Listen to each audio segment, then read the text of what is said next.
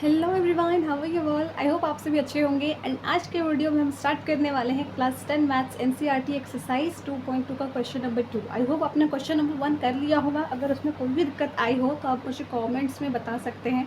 And अभी हम लोग करने वाले हैं इसका क्वेश्चन नंबर 2, यानी कि एक्सरसाइज 2.2 का क्वेश्चन नंबर 1। लास्ट वीडियो में हमने एक्सरसाइज 2.2 का क्वेश्चन नंबर 1 किया था। अब एक्सरसाइज 2.2 का क्वेश्चन नंबर 2 करेंगे। यह है 2 का पार्ट 1। ठीक है, तो सबसे पहले जब भी आप ये क्वेश्चन देखो, पहली बात तो इसको पढ़ो ज़रूर एक बार, क्योंकि अगर हम क्वेश्चन नहीं पढ़ते हैं ना, देन जो गिवन इन्फॉर्मेशन है उसको हम कुछ और समझ लेते हैं और उससे अपना सोल्यूशन बनाने की कोशिश करते हैं। देन फिर हमें उसमें अपनी गलतियाँ फेस करनी होती है। वैसे तो वो भी सही है, तब आपको पता चलेगा कि हाँ क्वेश्चन पढ़ना चाहिए, बिकॉज गलती से इंसान को याद रहता है कि उसने ये किया था तो उसके जगह पर ये करेक्शन होता है। तो बट मैंने आपको पहले बता दिया है कि कभी भी कोई भी क्वेश्चन आप सॉल्व कर रहे हो प्लीज़ उसकी हेडिंग एक बार ज़रूर पढ़ना कि उसमें लिखा हुआ क्या है, बिकॉज उसमें जो भी चीज़ें मेंशन की होती हैं उससे आपको क्वेश्चन सॉल्व करने में बहुत ही हेल्प मिलती है। तो अभी बहुत हो गई बातें, हम लोग स्टार्ट करते हैं। क्वेश्चन में आपको कुछ ऐसी वैल्यूज़ दी है 1/4 - 1। अगर आप उसकी हेडिंग को नहीं पढ़ोगे देन आप इसको ऐसे समझ सकते हो कि पॉलिनोमियल्स चैप्टर पढ़ रहे हैं हम लोग और जीरोज़ की बात हो रही थी कि पॉलिनोमियल का हाईएस्ट पावर जाता है 2, तो उसके कितने जीरोज़ हो गए 2। और एक पहले ज़ीरो को हम लोग अल्फ़ा बोल देते हैं, दूसरे ज़ीरो को बीटा बोल देते हैं। ठीक है, तो आप इसको अल्फ़ा मान लोगे और इसको बीटा मान लोगे, लेकिन ऐसा नहीं करना है। क्वेश्चन को जब आप पढ़ोगे देन पता चलेगा कि क्वेश्चन में आपको जो दो वैल्यूज़ गिवन हैं, पहला वैल्यू है आपका सम ऑफ ज़ीरोज़, यानी वही अल्फ़ा प्लस बीटा का सम का वैल्यू है। दूसरा जो वैल्यू है वो उन दोनों ज़ीरोज़ के प्रोडक्ट का वैल्यू है। इसलिए आपको क्वेश्चन पढ़ना बहुत ही ज़रूरी होता है, बिकॉज़ अगर अभी आप नहीं पढ़ते और इसको दोनों एज ए ज़ीरो समझ लेते कि ये आपका अल्फ़ा है, ये बीटा है, मतलब ये पहला ज़ीरो है और ये एक्स की दूसरी वैल्यू है या एक्स की ये पहली वैल्यू है, तो उससे गड़बड़ हो जाती है। लेकिन इसलिए आपको हमेशा याद रखना है, कोई भी क्वेश्चन करे किसी भी चैप्टर का, चाहे मैथ्स हो या साइंस हो या इंग्लिश हो या एसएसटी, कोई भी सब्जेक्ट हो, क्वेश्चन ज़रूर पढ़ना है एक बार, बिकॉज हम लोग कई बार थोड़े जल्दी में होते हैं और क्वेश्चन में पूछा कुछ और होता है या बताया हुआ कुछ और रहता है और हम लोग कुछ और गलत बना देते हैं। तो क्वेश्चन आप ज़रूर पढ़ना, आपसे प्लीज़ ये बात थोड़ी ध्यान में रखना। और फिलहाल चलते हैं इस क्वेश्चन पर। आपको क्वेश्चन में दी हुई है दो ज़ीरोज़ के सम की वैल्यू और उसी दो ज़ीरोज़ के प्रोडक्ट की वैल्यू। क्यों दी हुई है? क्योंकि आपको इसकी हेल्प से वो एक क्वाड्रेटिक पॉलिनोमियल निकालना होगा।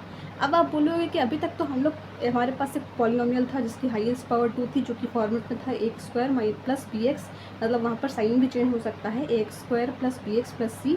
यहाँ पर आपका ये एक फॉर्मेट था और हमें इससे ज़ीरोज़ निकालनी थी। लेकिन अब आपको ज़ीरोज़ के टर्म्स में वैल्यू दी हुई है, यानी कि उसका सम और मल्टीप्लाई दिया हुआ है और उसकी हेल्प से आपको आपका वो जो रिक्वायर्ड पॉलिनोमियल है वो निकालना है। तो कैसे निकालेंगे, उसके लिए आपको ये फॉर्मूला हमेशा याद रहना चाहिए। ठीक है, that is x² minus alpha plus beta into x plus alpha into beta. ये वैल्यू को भूलना नहीं है, ठीक है, हमेशा याद रखना है। दैट इज़ कि आपको ये फॉर्मूला आना चाहिए और ये स्टेटमेंट लिखनी आनी चाहिए कि, और उससे पहले ये गिवन इन्फॉर्मेशन लिखना होगा। तो ये एक तरीका है, फ्लो है लिखने का, लेकिन मेन चीज़ होती है आपको इस क्वेश्चन में, इस टाइप के क्वेश्चन में आपको ये फॉर्मूला अच्छे से याद होना चाहिए, तभी जाके आप इस गिवन इन्फॉर्मेशन का यूज़ कर पाओगे।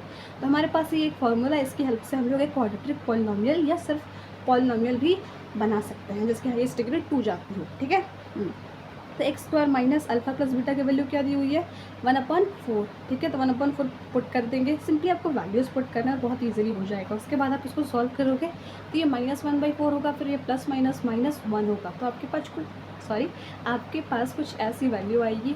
अब आप सोचोगे कि अभी तक हमने जितने भी पॉलिनोमियल्स देखे थे वो कभी तो फ्रैक्शन उसमें इंक्लूडेड था ही नहीं, लेकिन इसमें तो है। तो सिंपली कुछ नहीं करना, आपका जो फ्रैक्शनल टर्म है डिनोमिनेटर में वैल्यू है, आप उसी से ऊपर यानी वैसा ही नंबर से या वो नंबर से आप मल्टीप्लाई कर दोगे पूरे इक्वेशन को। क्यों? क्योंकि देखो आपने सबसे तो मल्टीप्लाई किया, लेकिन अब जब यहाँ पर आओगे तो आप 4 × 1/4 x है, तो 4 से 4 तो कट जाएगा, यानी कि आपका फ्रैक्शनल टर्म सॉल्व हो जाएगा। तो फ्रैक्शनल टर्म सॉल्व करने के लिए ही जो हमारा फ्रैक्शन में डिनोमिनेटर की वैल्यू होती है उससे हम लोग मल्टीप्लाई कर देते हैं पूरे इक्वेशन में। ये बात भी ध्यान रखनी है, ऐसा नहीं कि सिर्फ आप यहाँ पर करो और 4 हटा दिया, आपका ये फ्रैक्शन सॉल्व हो गया और एक नॉर्मल वैल्यू मिल गई। नहीं, आप कर रहे हो तो पूरे इक्वेशन में करो। यहाँ पर आपको सिंपली 4 × x², यहाँ पर माइनस है, साइन भी ध्यान रखना है, ऐसा नहीं कि +4 कर देना, माइनस है। सिंपली लिख कर करोगे ना तो आपको इजीली हो जाएगा। मान लो आपको दिक्कत होती है कि 4 से मल्टीप्लाई किया कैसे आ गया, नहीं समझ आ रहा, तो सिंपली क्या करना है, लिख देना है।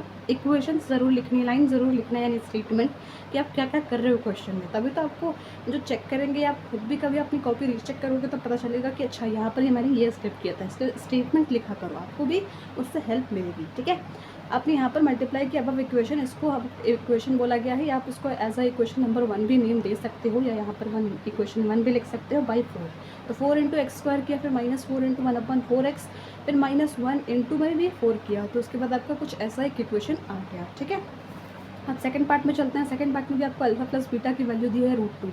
और एक और बात, यहाँ पर जैसे क्वेश्चन में जब भी आप हेडिंग पढ़ोगे ना, आपको लिखा होगा कि आपको जो नीचे वैल्यूज़ दी हैं वो sum of the zeros and product of the zeros दी हुई है। तो जैसे ही क्वेश्चन में स्टेटमेंट लिखा हो ना कि पहले सम ऑफ द जीरोज़ लिखा हुआ है एंड प्रोडक्ट ऑफ जीरोज़ लिखा हुआ है, यानी कि जो पहली वाली वैल्यू है वही आपकी सम की है, दूसरी वाली प्रोडक्ट की है। अगर आप इसमें कुछ गड़बड़ करोगे, यानी इसको अगर सम मान लोगे, देन आपका जो पॉलिनोमियल आएगा रिजल्टेंट पॉलिनोमियल वो गलत हो जाएगा।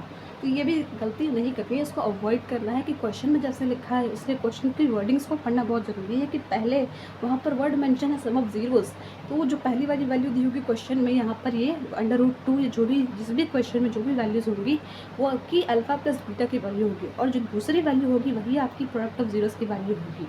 ठीक है, तो इसका पार्ट 2 हम लोग डिस्कस करेंगे नेक्स्ट क्वेश्चन में, बिकॉज ये मोबाइल बहुत ही हीट हो गया है। Okay, thank you.